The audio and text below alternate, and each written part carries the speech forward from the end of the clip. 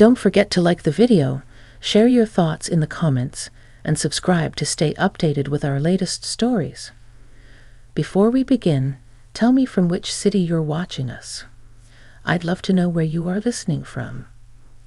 Now let me take you into a memory that still sits with me like a photograph I never quite put away. It was a late afternoon, the kind of day when the sun doesn't shine too brightly, but rather lingers behind soft clouds, giving the whole street a muted golden glow. I had just finished tidying up the living room when I heard a knock at the door. It wasn't hurried, but it wasn't tentative either. Steady, certain. When I opened it, there stood my neighbor, David, holding a neatly wrapped package. His smile was polite but carried something else, something I couldn't quite name at that moment. I'd known David for years. He wasn't a stranger by any means, but he wasn't exactly someone I expected to show up on my doorstep with a gift. We exchanged the usual pleasantries across the fence, waved at each other while watering our lawns, and shared an occasional word when bringing in groceries. He was a familiar presence in the neighborhood, but not someone I had ever thought of as anything beyond that. So when I saw him standing there, gift in hand, I felt an unexpected mix of curiosity and unease. "This is for you," he said simply, holding out the package. I hesitated, my hands frozen for a moment, then finally accepted it. The weight of the box surprised me. It wasn't heavy, but it wasn't light either. Wrapped in plain brown paper with a thin red ribbon tied across it, it looked thoughtful but not extravagant. My mind rushed through possibilities. Why? What was this for? Before I could ask, David cleared his throat. His voice was calm, yet there was a tremor beneath it, like someone rehearsing words in their head before letting them out loud. "I've been meaning to bring this over for a while," he said, shifting slightly, as though the porch beneath his feet had suddenly turned uneven. I invited him in, partly because it felt polite, partly because curiosity had taken hold of me. The moment he stepped inside, I noticed how carefully he looked around, as though taking in every detail. My home wasn't grand, but it was warm, filled with the scents of old books and a faint trace of cinnamon from the tea I had made earlier.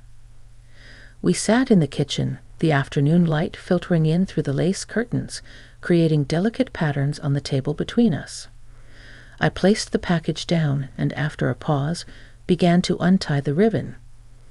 Inside was a wooden box, polished to a smooth finish, with intricate carvings along its edges.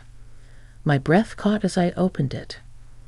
Inside lay a small collection of keepsakes, a faded photograph, a delicate silver locket, and a stack of letters tied together with string.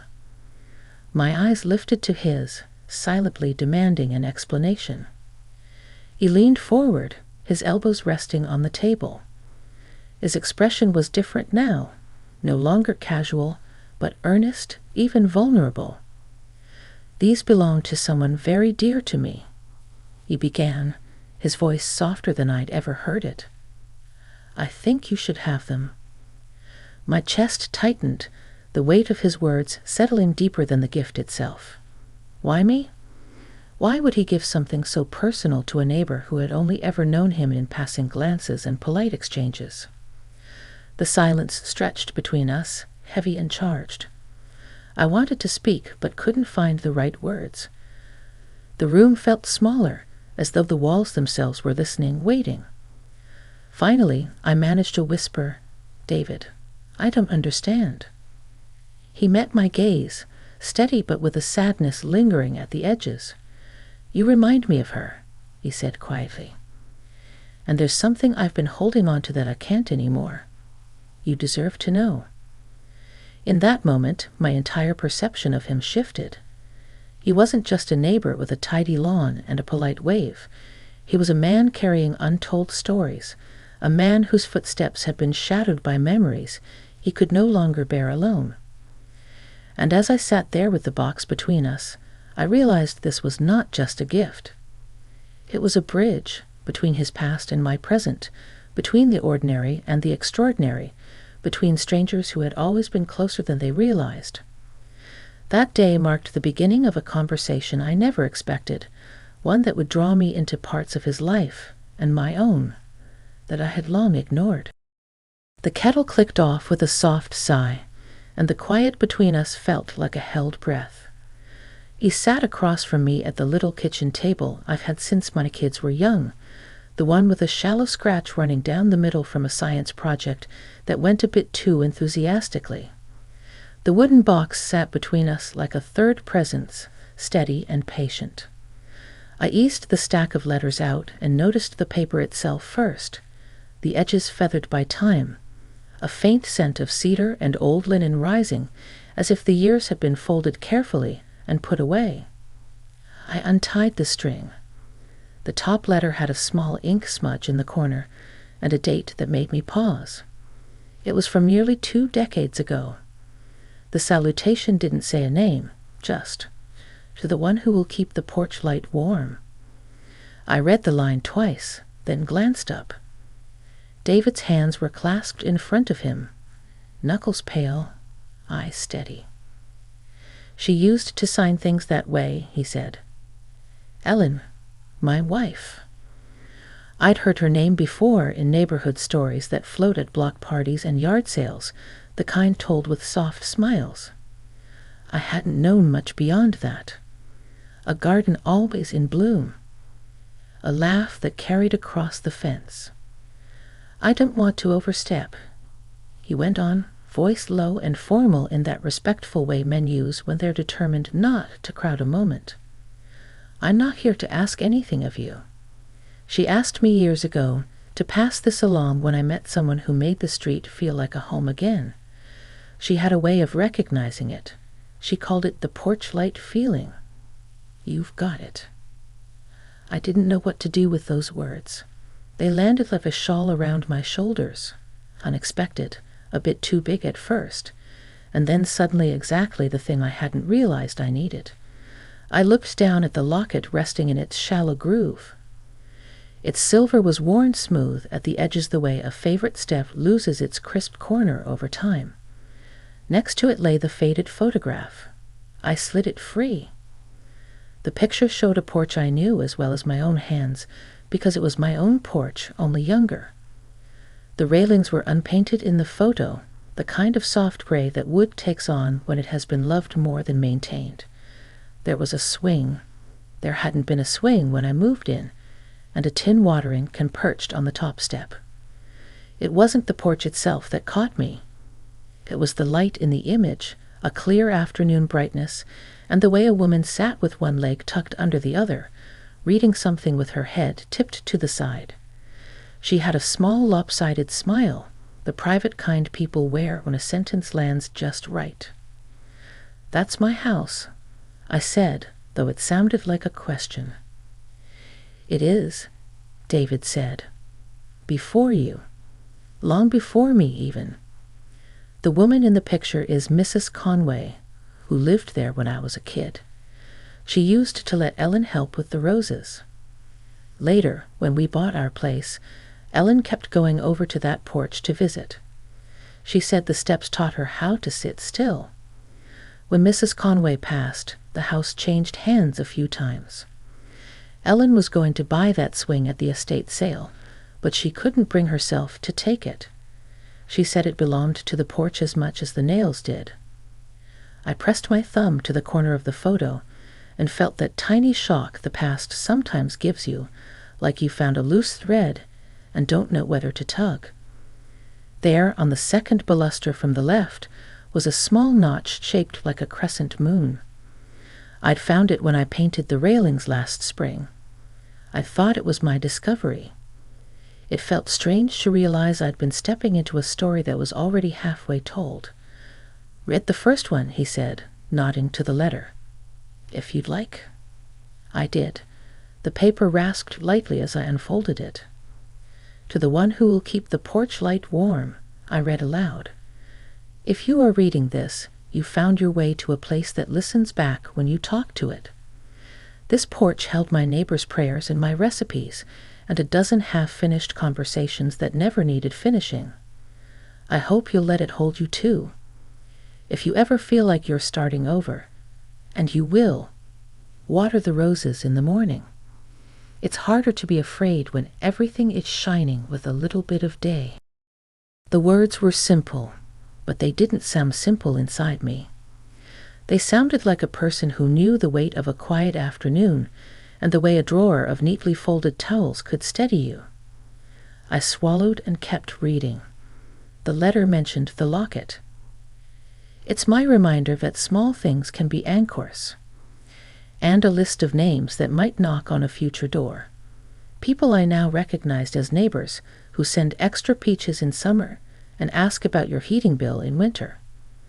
It ended with a line that both settled and unsettled me at once. "Pass it along when you recognize the light." I set the letter down carefully, palms flat on the table to even my breathing. The kitchen clock ticked like footsteps walking back toward the present. Outside, a car door thudded and a child laughed. The everyday continued, not knowing it had just turned a corner in here. "I don't know why this feels like permission," I said after a moment. But it does. I've been slower to settle than I expected. I keep shelves organized and calendars filled, and it all looks fine from the street, but that's not the same as feeling at home. "I remember the casserole you left for Mrs. Patel when she came back from the hospital," David said. "You didn't say it like praise. He said it like a fact. And the note for the delivery folks when the heat wave hit. And your habit of picking up the flyers that blow onto the median. Ellen would have noticed those things before she knew your name. That's how she knew who to trust. There are some compliments you know how to take and some you don't. The everyday kind, nice shirt, good job, washes over me. This one, the kind that calls out something unadvertised and steady, made me feel seen in a way I hadn't expected to need." "Can you tell me about her?" I asked. "If you want to." He nodded slowly. "She wore the kind of perfume that smells like a drawer of old cards. She read cookbooks like novels. She believed grief and hope walked the same road and took turns carrying the bag. When she got sick, she made lists, not to finish them, but to prove the day still had corners. One of those lists was this box." He took a careful breath. "She told me, 'Don't make a shrine of me, Dave. Make a bridge and learn to cross it.' I've been trying to figure out what that meant. I thought it would be big and obvious. Turns out it looks like a neighbor's kitchen table and a letter that still has flour on it." His voice didn't break, but it softened at the edges. I reached for the kettle without thinking and poured us both tea. The steam curled up and loosened something inside the room. "I don't know what I've done to deserve any of this," I said. It was an honest confusion. The last few years had been full of big changes wrapped in polite phrases. Children moving out. A long chapter of marriage folding itself into a smaller one called friendship. The quiet that follows when the house learns its new shape. I had kept my head down and kept going. I hadn't expected to be chosen for anything. "It's not about deserving," he said. That was Ellen's point. It's about recognizing. She asked me to wait until I recognized the same kind of steadiness she admired. "I've seen you at 6 a.m. sweeping your steps so the delivery folks don't slip in winter. I've watched you bring a chair outside for the mail carrier when the power went out and the whole block needed news. I kept saying I'd bring this box tomorrow. And then another tomorrow. That's on me." He paused, then added, "I'm sorry it took this long." I shook my head. If you'd brought it last year, I might not have heard it the same way.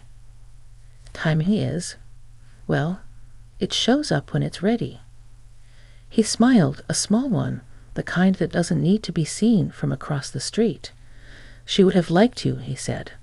"That's not a statement I make lightly." I touched the locket, feeling the faint ridge where the two halves meet. I didn't open it yet.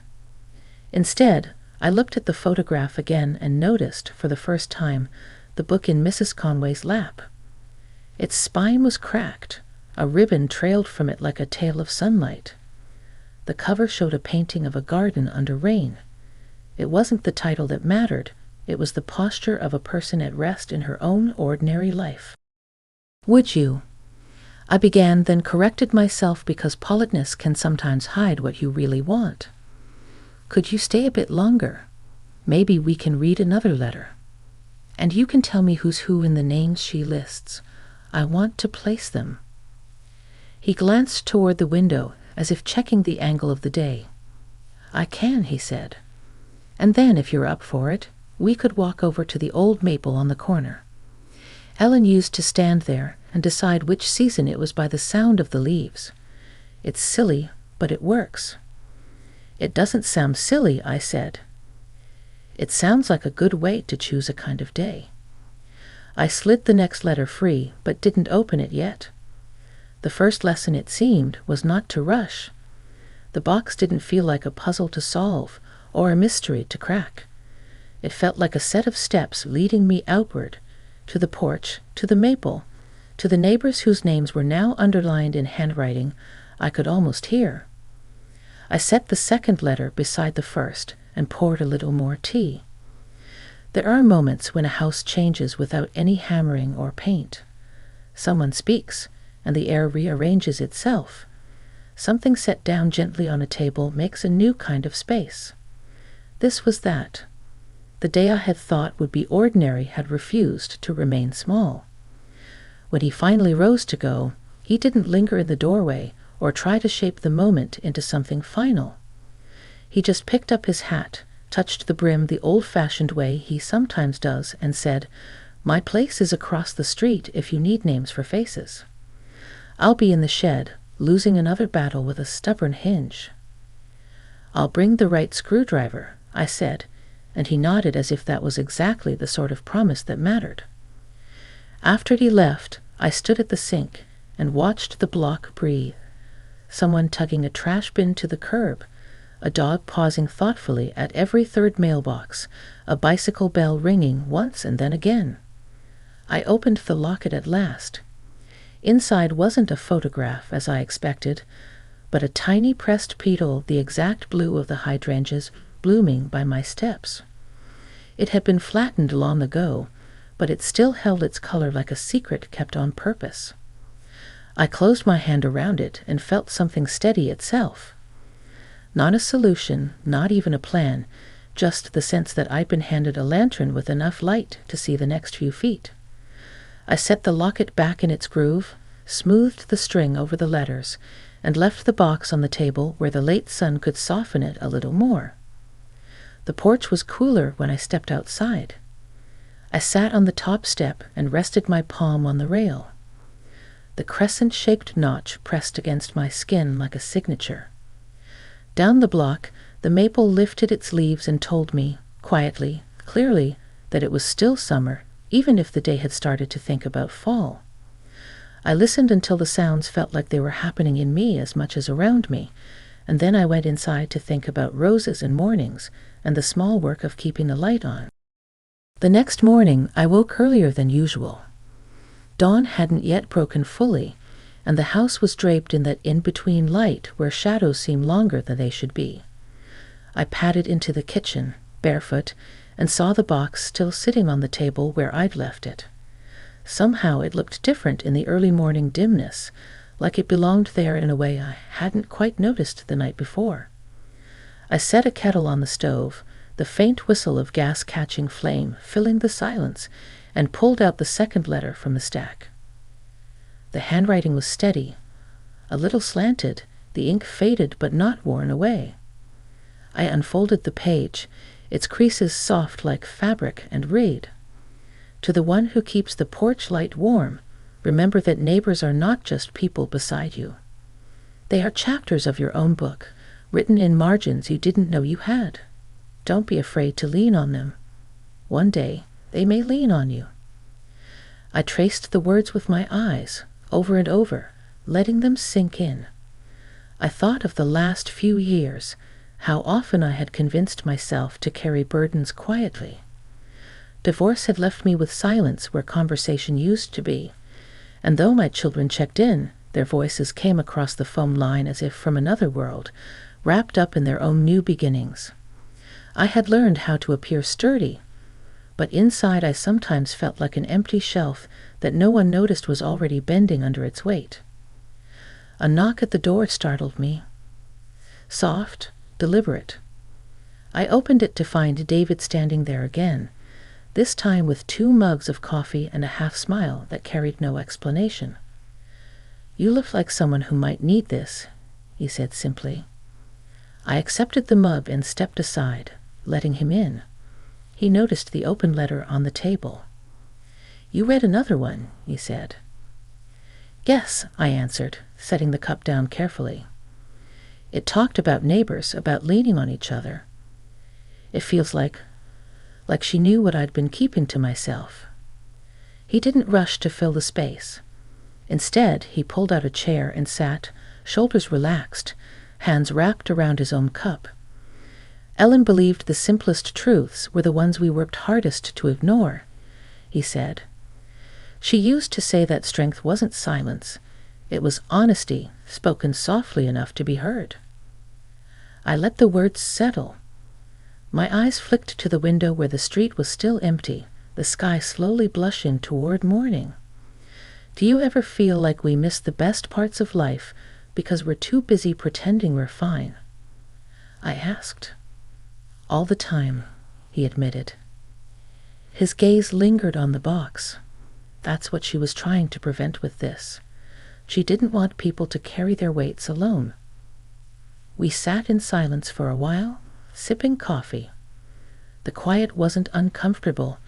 It was the kind of silence that feels like a cushion, giving room for thoughts to take shape. Eventually, he leaned forward, his voice steady but thoughtful. "You know, I never told anyone this, but when Ellen passed, I couldn't step onto our porch for weeks. It was as if the wood itself had turned into something I couldn't stand to face.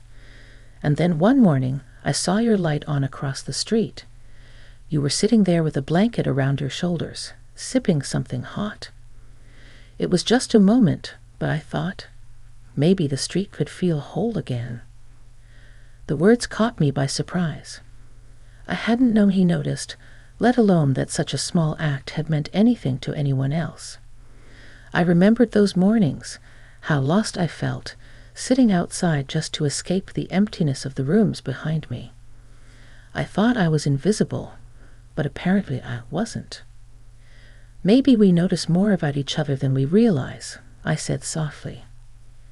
"Maybe that's the point," he replied. The 3rd letter came later that afternoon.